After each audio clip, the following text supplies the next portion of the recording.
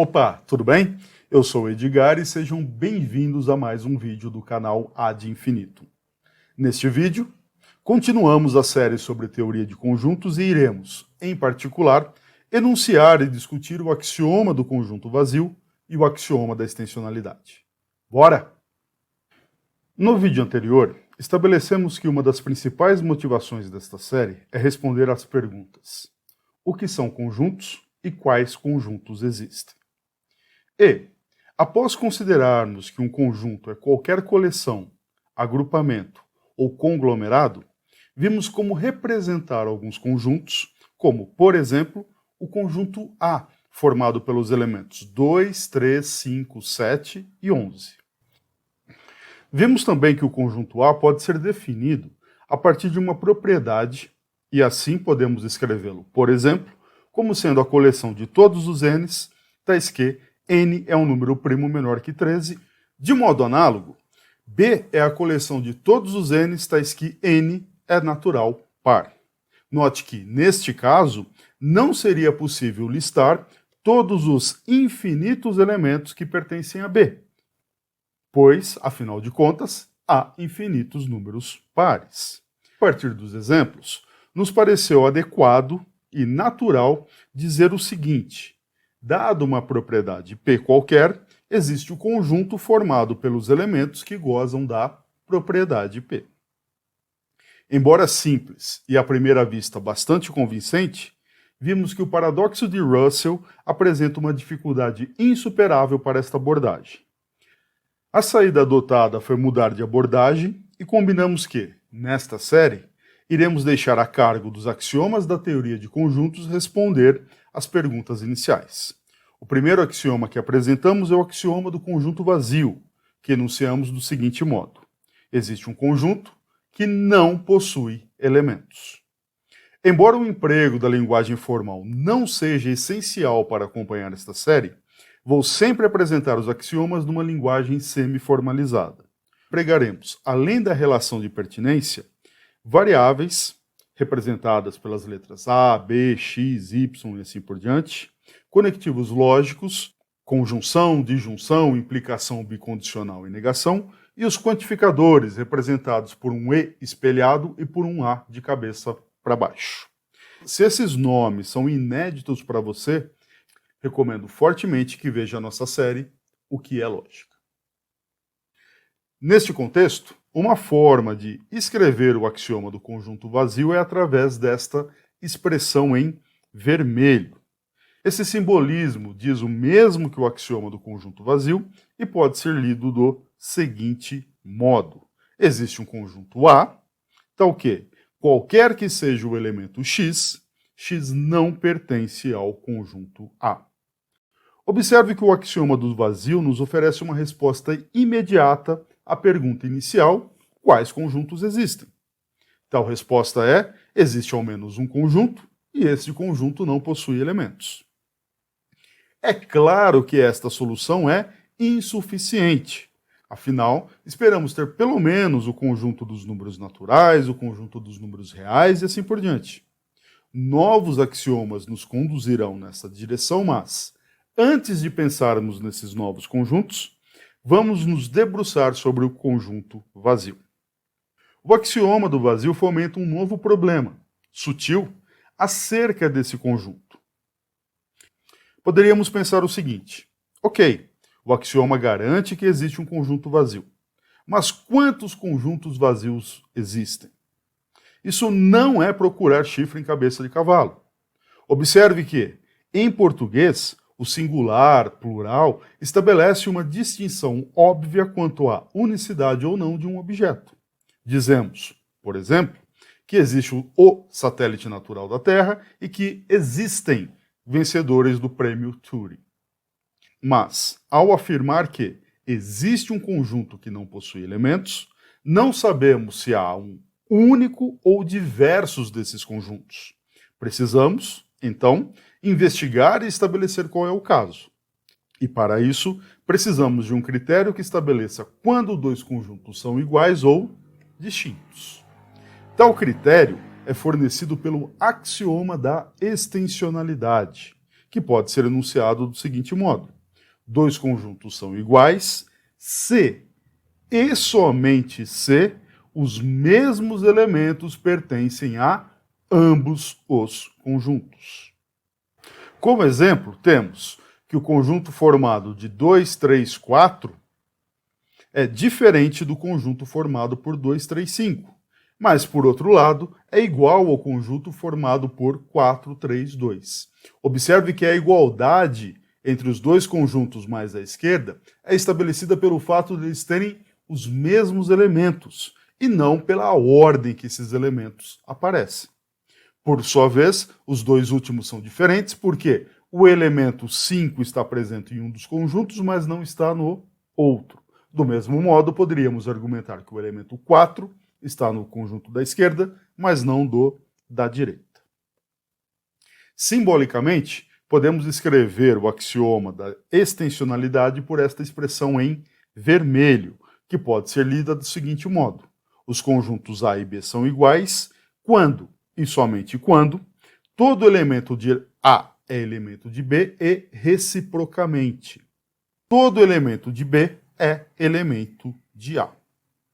Escrever os axiomas em linguagem simbólica ajuda, e muito, na obtenção de formas logicamente equivalentes dos axiomas, além de, em geral, resultarem em expressões mais curtas do que em língua portuguesa.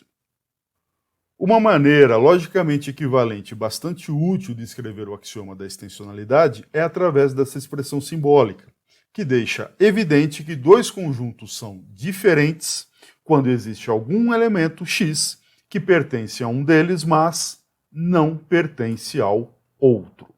Estamos agora em condições de responder à pergunta sobre a unicidade do conjunto vazio. Fato: existe um único conjunto vazio. Argumentaremos do seguinte modo: vamos supor que existem ao menos dois conjuntos vazios distintos e, disto, chegaremos a uma contradição. Isso nos obrigará a concluir que nossa suposição é incorreta e, portanto, existe um único conjunto vazio. Em detalhes, suponha que existam dois conjuntos vazios, digamos A e B. Observe, estamos apenas supondo, é um raciocínio hipotético. Pelo axioma da extensionalidade, como esses conjuntos A e B são distintos, existe uma testemunha que diferencia a diferença entre eles. Deste modo, temos duas situações: ou x pertence a A e x não pertence a B, ou então x não pertence a A e x pertence a B, mas não ambas as situações. Observe que a primeira é contraditória com o axioma, porque a primeira afirma que tem um elemento em A. De modo análogo, B é contraditória com o axioma do vazio, porque afirma que há um elemento em B, portanto, somos forçados a concluir que não é o caso que A seja diferente de B.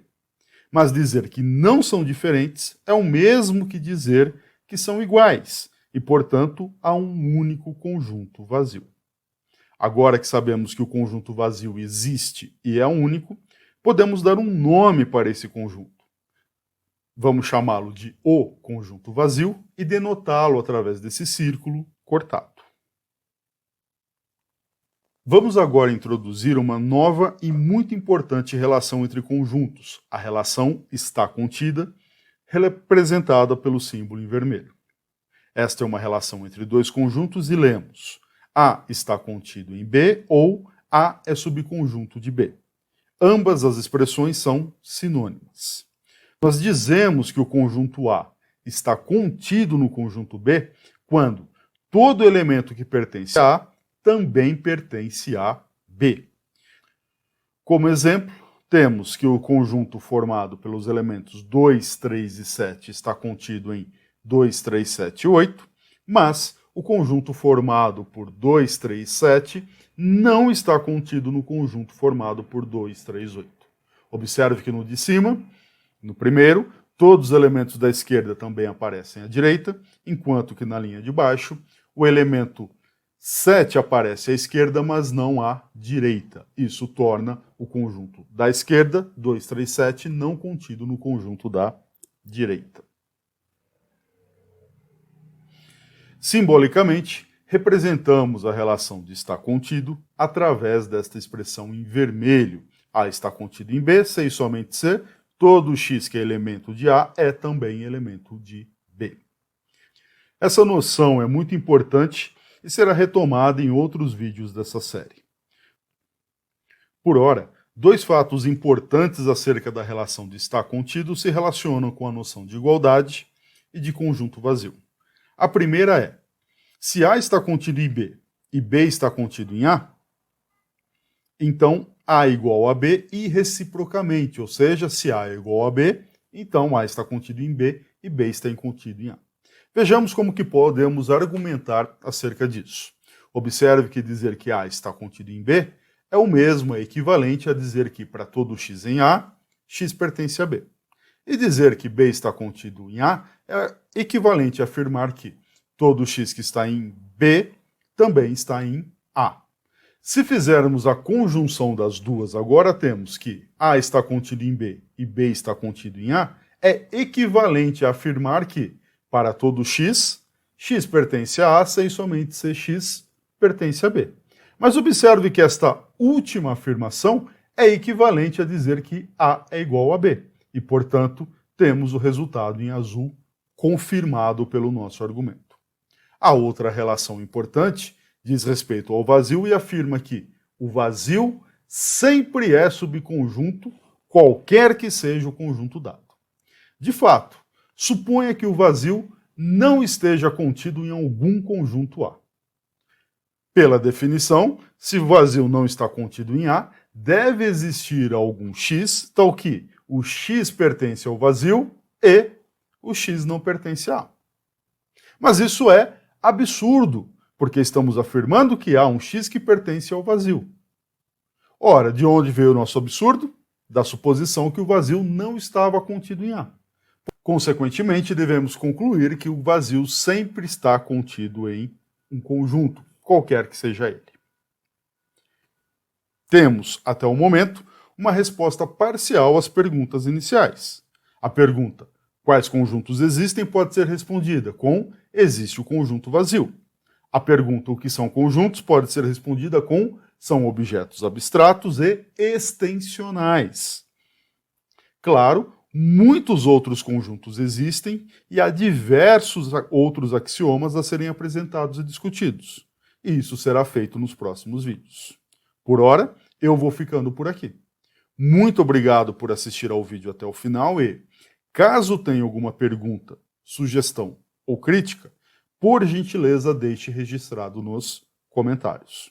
Um abraço, até o próximo vídeo e tchau!